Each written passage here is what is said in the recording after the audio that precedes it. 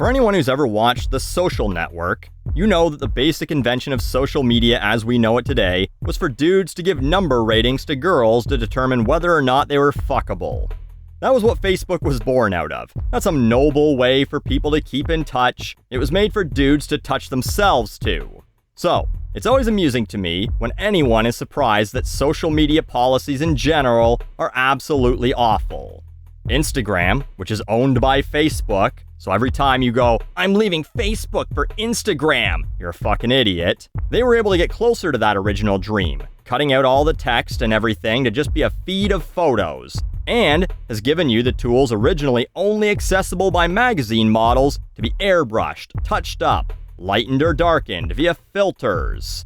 And they're not just for trying to make yourself look hotter. You can also put on silly fun filters to see what you'd look like as an old person, or with a cat face, or as a geisha girl.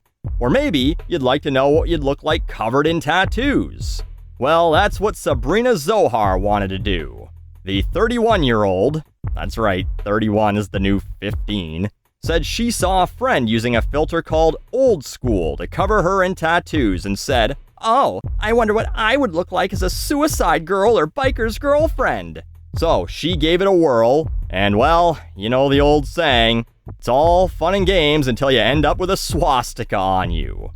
So she posts the photo, going, "Oh my god, can you believe this? Like, look at this. They put a swastika on me. You have to see this swastika. I'm so offended by it that I had to post it for thousands of people to look at." So the New York Post, which is not the most reputable news organization, I'm well aware of that, claims they reached out to Facebook, who said, "The filter does not violate our policies. The imagery can be used in cultural context that predates Nazism." And because of this, they say they have no plans to remove the filter. You see, the Nazi swastika is the reverse. This is the good swastika. Man, this is the shit that kids would do when I was going to high school. This is some mid-90s edgelord tactics. You'd draw this reverse swastika in your notebook or something, and the teacher would go, "Hey, what the fuck are you doing, you dumb little shits?" And you'd go, "This is the Buddhist symbol, not the Nazi one." And you did it just to get a reaction and pretend like you're smarter than other people. The creator of the filter claimed the same thing, that this is the Slavic version. Now, why there's a Slavic or Buddhist symbol on a Native American headdress is not answered. And I also enjoy that no one seems to care about that, at a time when both Washington and Cleveland are changing their professional sports team names over their old-timey depictions of natives. In fact, Sabrina is completely fine with that part. After the backlash and the filter ended up in the quote-unquote news, the creator decided to change it, removing the swastika. And a few days later, she posted a new photo that says, "Y'all, we did it! They changed the symbol!" Proudly posing with her now swastika-less Native American fake tattoo. So, this also means she didn't uninstall it. She was like, "Oh, this filter is disgusting. I can't believe they put a Nazi symbol on there. But other than that, it's so incredible that I have to keep it. And then, hopefully they do get rid of the swastika." Like, I just picture this stupid asshole taking photos of herself every day going, "Nope, swastika's still there."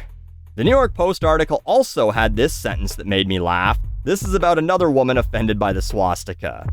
Elena, a 29-year-old social media manager from New York City, who asked that her last name be withheld for privacy reasons, urged her 55,700 Insta followers to report the filter to the Anti-Defamation League. She's worried about her privacy. Has 55,700 Instagram followers, posts photos of herself in tights doing yoga.